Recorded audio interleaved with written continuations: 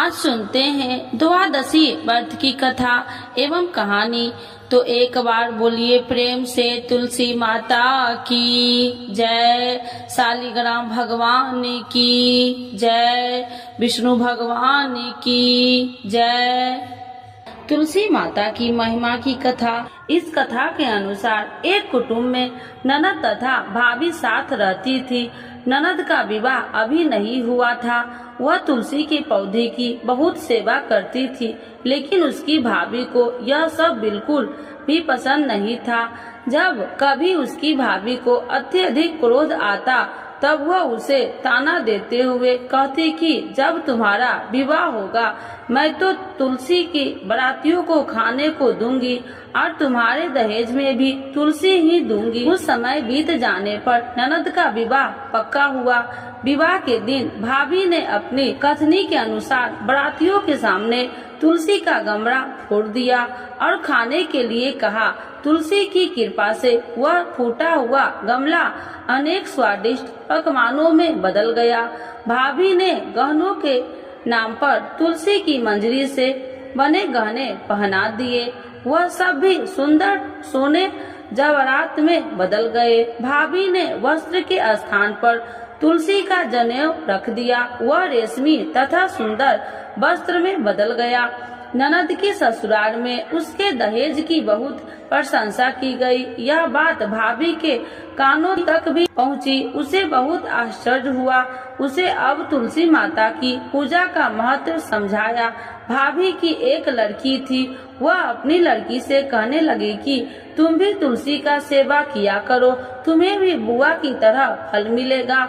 वह जबरदस्ती अपनी लड़की से सेवा करने को कहती, लेकिन लड़की का मन तुलसी सेवा में नहीं लगता था। लड़की के बड़ी होने पर उसके विवाह का समय आता है। तब भाभी सोचती है कि जैसा व्यवहार मैंने अपनी ननद के साथ किया था वैसे ही मैं अपनी लड़की के साथ भी करती हूँ, तो यह भी गहनों से लद जाएगी और बारातियों को खाने में पकवान मिलेंगे। ससुराल में इसे भी बहुत इज्जत मिलेगी। यह सोचकर वह बारातियों के सामने तुलसी का गमला फोड़ देती है, लेकिन इस बार गमले की मिट्टी मिट्टी ही रहती है। मंजरी तथा पत्ते भी अपने रूप में ही रहते हैं। जनेऊ भी अपना रूप नहीं बदलता है। सभी लोग तथा बारातियों द्वारा भाभी की बुराई की जाती है। लड़की के ससुराल वाले भी लड़की की बुराई करते हैं। भाभी कभी ननद को नहीं बुलाती थी। भाभी ने सोचा मैं बहन से मिलकर आता हूँ। उसने अपनी पत्नी से कहा और कुछ उपहार बहन के पास ले जाने की बात कही। भाभी ने थैले में जवार भरकर कहा कि और कुछ नहीं है, तुम यही ले जाओ।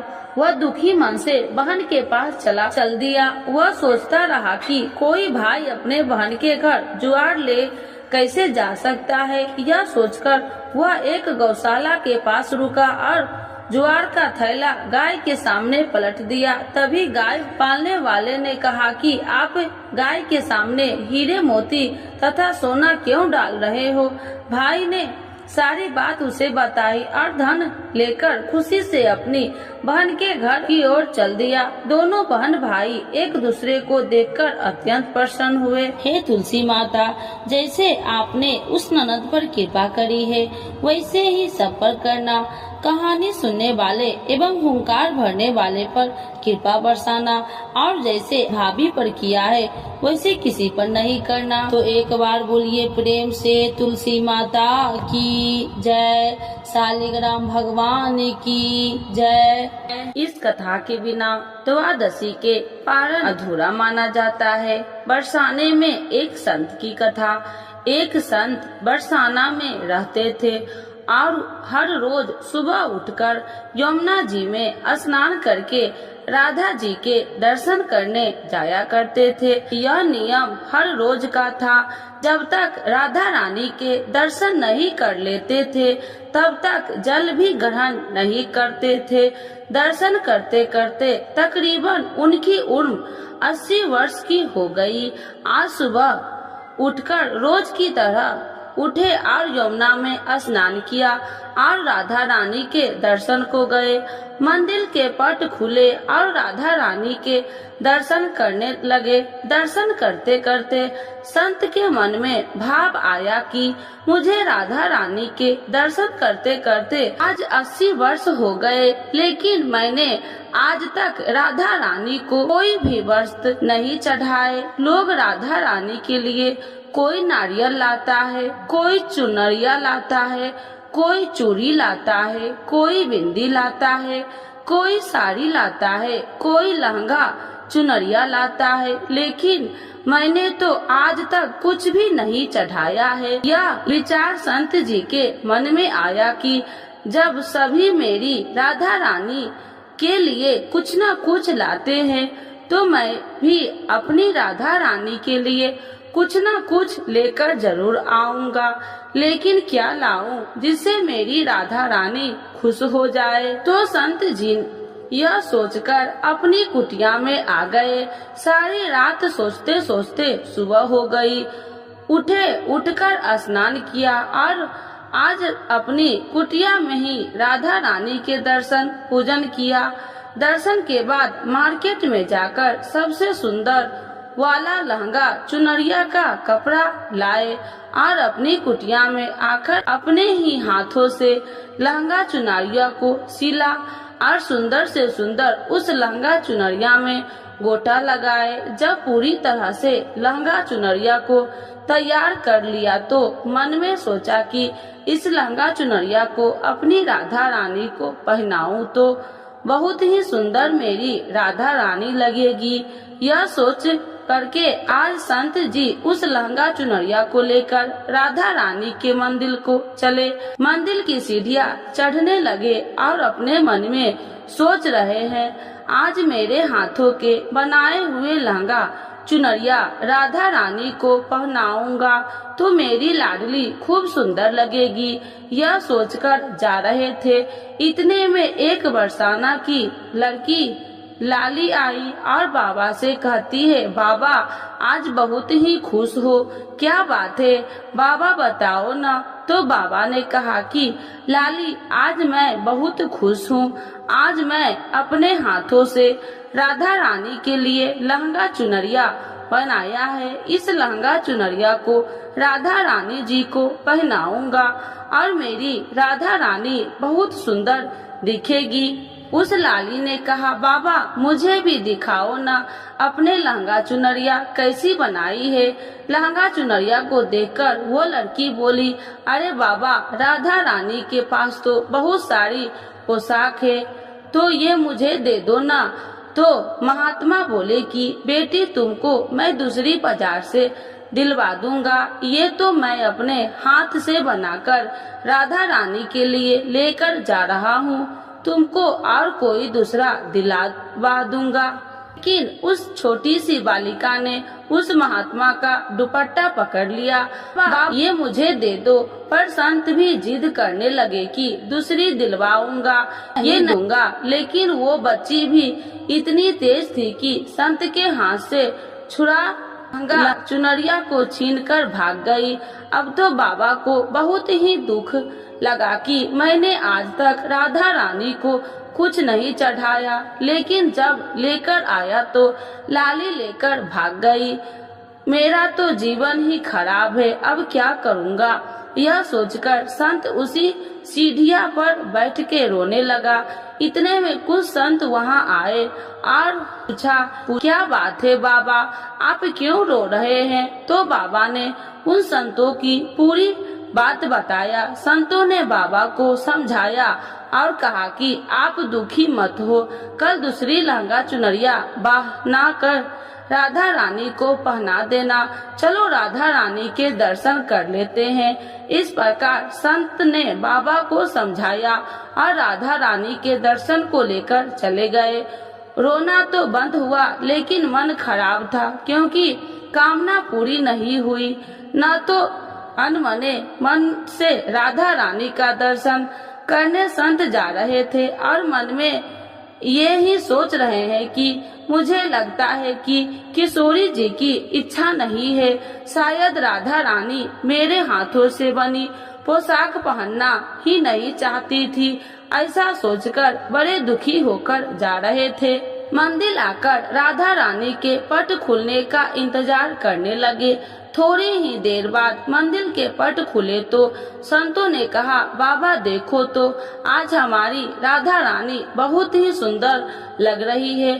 संतों की बात सुनकर के जैसे ही बाबा ने अपना सिर उठाकर देखा तो जो लहंगा चुनरिया बाबा ने अपने हाथों से बनाकर लाए थे वही आज राधा रानी ने पहना था। बाबा बहुत ही खुश हो गए और राधा रानी से कहा, हे राधा रानी, आपको इतना भी सब्र नहीं रहा, आप मेरे हाथों से मंदिर की सीढ़ियां से ही लेकर भाग गई, ऐसा क्यों? सर्वेश्वरी श्री राधा रानी ने कहा कि बाबा, आपके भाव को देखकर मुझसे रहा नहीं गया और ये केवल पोशाक नहीं है, इसमें आपका प्रेम है, तो मैं खुद ही आकर के आपसे लहंगा चुनरिया छीनकर भाग गई थी। इतना सुनकर के बाबा भाव विभोर हो गए और बाबा ने उसी समय किशोरी जी का धन्यवाद किया।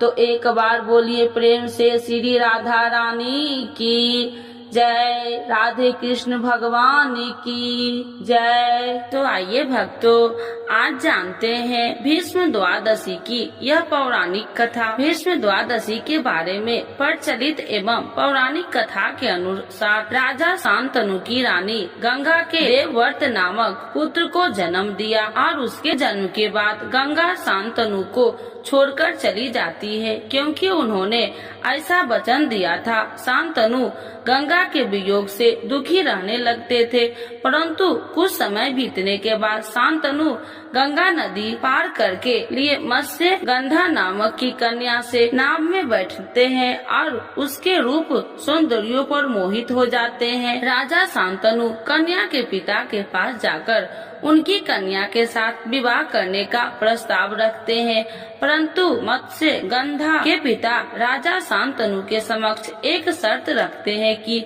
उनकी पुत्री को होने वाली संतान को हस्तिनापुर राज्य की उत्तराधिकारी बनेगी, तभी यह विवाह हो सकता है। यही मत्स्य गंधा आगे चलकर सत्यवती नाम से प्रसिद्ध हुई। राजा शांतनु का यह शर्त मानने से इनकार करते हैं, लेकिन वे चिंतित रहने लगते हैं। देवव्रत को जब पिता का चिंता का कारण मालूम पड़ता है तो वह अपने पिता के समक्ष आजीवन विवाहित रहने का संकल्प लेते हैं। पुत्र की इस प्रतिज्ञा को सुनकर राजा शांतनु उन्हें इच्छा मृत्यु का वरदान देते हैं। इस प्रतिज्ञा के कारण देवव्रत भीष्म पितामह के नाम से प्रसिद्ध हुए। जब महाभारत का युद्ध होता है तो भीष्म पितामह कौरवों की तरफ से युद्ध लड़ रहे होते हैं और भीष्म पितामह के युद्ध कौशल से कौरव जीतने लगते हैं। जब भगवान श्री कृष्ण एक चाल चलते हैं और सिंखरी को युद्ध में उनके समक्ष खड़ा कर देते हैं। अपनी प्रतिज्ञा अनुसार सिंखरी पर शस्त्र न उठाने के कारण भीष्म युद्ध क्षेत्र में अपने शस्त्र त्याग देते हैं, जिसने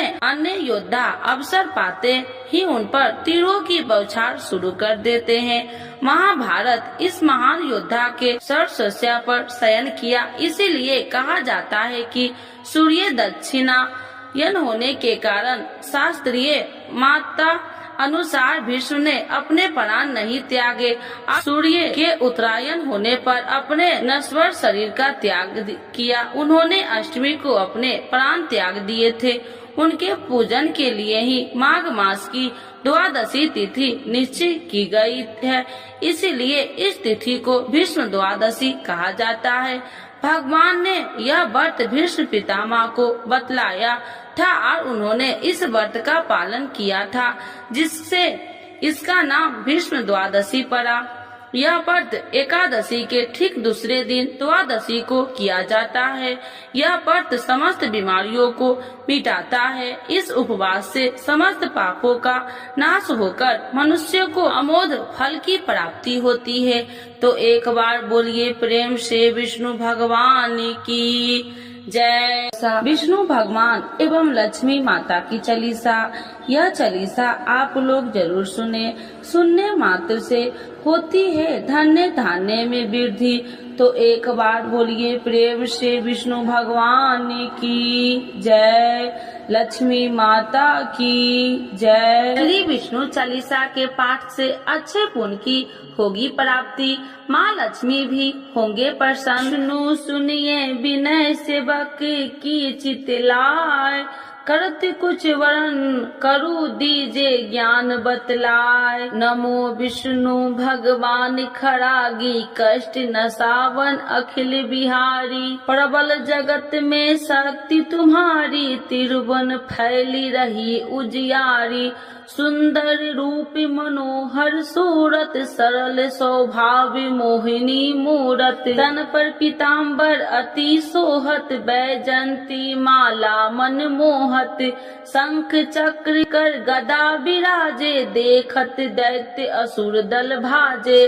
सत्य धर्म मद लोभ न गाजे, काम क्रोध मद लोभ न छाजे। संत भक्त सज्जन मन रंजन, दनुज असुर दुष्टन दल गंजन। सुख उपजाए कष्ट सब भंजन, दोष मिटाए करत जन संजन। पाप काट भव सिंधु उतारन, कष्ट नसा कर भक्ति उबारन। करत अनेक रूप प्रभु धारण, केवल आप भक्ति के कारण। धरनी धनु मन तुम ही पुकारा, तब तुम रूप राम का धारा। भार उतार असुर दल मारा, रावण राधि को संघारा। आप 12 रूप बनाया, हिरण्याकश को मार गिराया। धर्म तेतन सिंधु बनाया, 14 रतन को निकलवाया। अमिलेख असुरन दुत मचाया, रूप मोहिनी आप दिखाया। देवन को अमृत पान कराया, असुरन को छवि से बहलाया।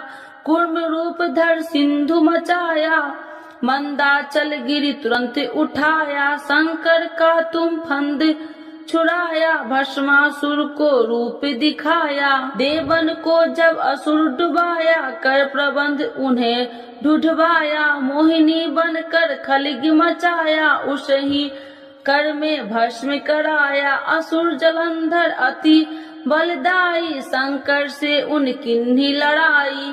हार पार शिव शंकर बनाई, किन सत्ती से छल खल जाई। सुमरन किन तुम्हें शिव रानी, बतलाई सब विपत्ति कहानी। तब तुम बने मोहिनी चर ज्ञानी, वृंदा की सब सुरति भुलानी। देखत 3 धनुज सौतानी, वृंदा आए तुम्हें लपटानी। हो स्पर्श धर्म क्षतिमानी, अन्ना असुर उजिब सौतानी। तुमने ध्रुव प्रहलाद उबारे, हिरण्याकश को आदि के खल मारे। गानिका और आज मिल तारे, बहुत भक्त सब सिंधु उतारे। हरहु शंकर संताप हमारे, कृपा करहु हरि सृजनहारे। देखो मैं निज दरस तुम्हारे, दिन बंधु भक्त हितकारे। चाहता आपका सेवक दर्शन, करहु दया अपनी मधु सूदन। जानू नहीं योग्य जब पूजन, होए यज्ञ स्तुति अनुमोदन। शील दया संतोष सुलक्षण, विपत्ति नहीं व्रत बोध विलक्षण। करहु आपका किस विधि पूजन, कुमति विलोक होते दुख भीषण। करहु प्रणाम कौन विधु सुमरन, कौन भांति मैं करहु समरन। सुर मुनि कहत सदा सेवकाई, हर्षित रहत परम गति पाई। दीनन दुखित नर सदा सहाई, निर्जन जान लेव अपनाई। पाप दोष संताप नसावो, भव बंधन से मुक्ति कराओ। सुत संपत्ति दे सुख उपजाओ, निज चरण का दास बनाओ। निगम सदा ये विनय सुनाबे, पढ़े सुने जो जन सुख पावे। तो एक बार बोलिए प्रेम से श्री विष्णु भगवान की जय लक्ष्मी माता की जय। मातु लक्ष्मी करी कृपा, करो हृदय में वास, मनोकामना सिद्ध करी परहु मेरी आस। यही मोर अरदास, हाथ जोड़ विनती करूं, सब विधि करूं सुबास। जय जननी जगदम्बिका, सिंधु सुता में सुमरो तो ही, ज्ञान बुद्धि विद्या दो मोहि, तुम समान नहीं कोई उपकारी, सब विधि पढ़ू आश हमारी। जय जय जगत जननी जगदम्बा, सबकी तुम हो अवलंबा, तुम ही हो सब घट की वासी, बिनती यही हमारी खासी। जग जननी जय सिंधु कुमारी, दीनन की तुम हो हितकारी, विनय नित्य तुम ही महारानी, कृपा करो जग जननी भवानी। यही विधि स्तुति करो तिहारी, शुद्धि लीजे अपराध विसारी, कृपा दृष्टि चित वो मम मोरी, जग जननी बिनती सुन मोरी। ज्ञान बुद्धि जय सुख की दाता, संकट हरो हमारी माता। क्षीर सिंधु जब विष्णु मथायो, 64 रतन सिंधु में पायो, 64 रतन में तुम सुखकारी, सेवा कियो प्रभु बने दासी। जब जब जन्म जहाँ प्रभु लिन्ना, रूप बदलता सेवा किन्ना, शेम विष्णु जब नर तनु धारा, ले ही अपराधिपुरी अवतारा, तब तुम प्रकट जनकपुर माही, सेवा कियो हृदय पुल काही। अपनाया तो ही अंतर्यामी, विश्व विदित त्रिभुवन की स्वामी, तुम सब प्रबल शक्ति नहीं आनी, कह लो महिमा कहो बखानी। मम कर्म वचन करे सेवकाई, मन इच्छित वंचित फल पाई, तजी छल कपट और चतुराई, पूज ही विधि भक्ति मन लाही। और हाल में कहूँ बुझाई, जो यह पाठ करे मन लाई, ताको कोई कष्ट नोई, मन इच्छित पावे फल सोई। त्राही त्राही जय दुख निवारणी, त्रिविध ताप भव बंधन हारिणी, जो चालीसा पढ़े पढ़ावे, ध्यान लगा कर सुने सुनावे, ताको कोई न रोग सतावे, पुत्र आदि धन संपत्ति पावे, पुत्रहीन अरु संपत्ति हिन्ना, अद्र वज्र कोठी अति दिन्ना, वृप बुलाए के पाठ करावे, शंका दिल में कभी न लावे, पाठ करावे दिन चालीसा, तापर कृपा करे गौरी सा, सुख संपत्ति बहुत सी पावे, कभी कहीं कहूँ की आवे, 12 वास करे जो पूजा, ते ही मम धन्य और नहीं दूजा, प्रतिदिन पाठ करे मन माही, उन सब कौन जग में केहू नाही। बहु विधि क्या मैं करूँ बड़ाई, ले परीक्षा ध्यान लगाई, करे विश्वास करे व्रत नेमा, होए सिद्धि उपजई उर प्रेमा। जय जय जय लक्ष्मी भवानी, सब में व्यापति हो गुण खानी, तुमरो तेज प्रबल जग माही, तुम सब को दयालु कहू नाही, मोहि अनाथ के शुद्धि अब लीजे, संकट काटी भक्ति मोहि दीजे, भूल चूक कर क्षमा हमारी, दर्शन देजे सदा निहारी, बिन दर्शन व्याकुल हितकारी, तुम ही अक्षत दुख सहेत भारी। नहीं मोहि ज्ञान बुद्धि है तन में, सब जानत हो आपने मन में, रूप चतुर्भुज करके धारण, कष्ट मोर अब करहु निवारण, के ही प्रकार में करूँ बड़ाई, ज्ञान बुद्धि मोहि नहीं अधिकारी, त्राहि त्राहि दुख हारनी, करो बेगी सब त्रास। जयति जयति जय लक्ष्मी माँ, करो शत्रुओं को नाश। रामदास धरि ध्यान नित, विनय करत कर जोर, मातु लक्ष्मी दास पर करू दया की कोर। तो एक बार बोलिए प्रेम से लक्ष्मी माता की जय, विष्णु भगवान की जय। एकादशी माता की आरती। ओम जय एकादशी माता मैया, जय एकादशी माता। तुमको निशिदिन ध्यावती हरि विष्णु विधाता। ओम जय एकादशी माता। उज्ज्वल से दो नैना चार भुजाधारी, कान में कुंडल शोभित बड़ी मुद्राधारी। ओम जय एकादशी माता। कंचन थाल विराजत अगर कपूरी बाती, मधुर बिलोचन नैना निशिदिन मदमाती।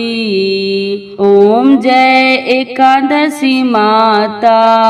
मूर दैत्य को मारे देव मुनि तारे, भक्ति जनों के संकट क्षण में दूर करे। ओम जय एकादशी माता। जो ध्यावे फल पावे, दुख बिन से मन का, सुखी संपत्ति घर आवे, कष्ट मिटे तन का।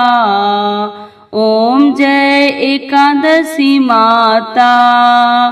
मात पिता तुम मेरे, शरण गहूँ मैं किसकी, तुम बिन और न दूजा, आस करूँ मैं जिसकी। ओम जय एकादशी माता।